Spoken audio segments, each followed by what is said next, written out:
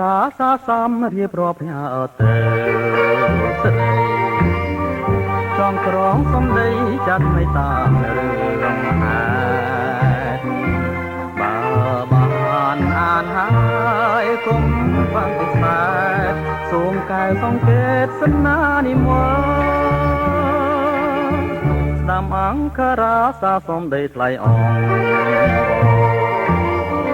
មិនមែនพูดพอវាយេเอาបាយក៏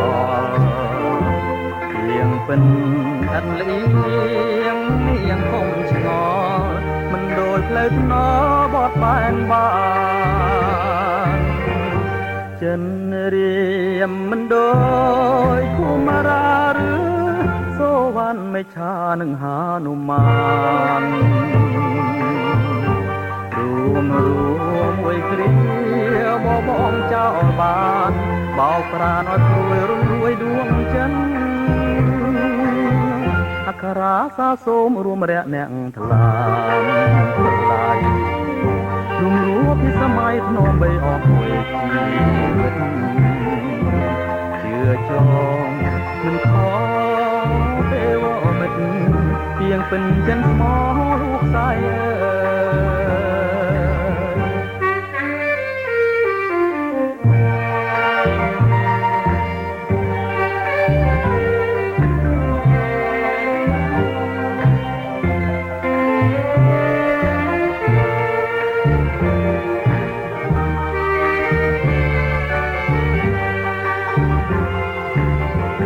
ចិន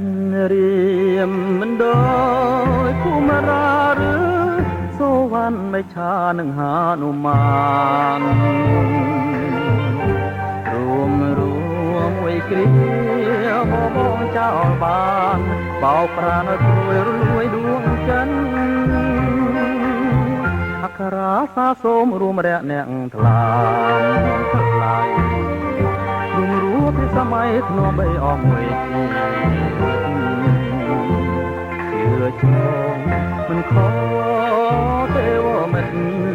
ទៀងពិនចិនស្មោលោកស្រីអើ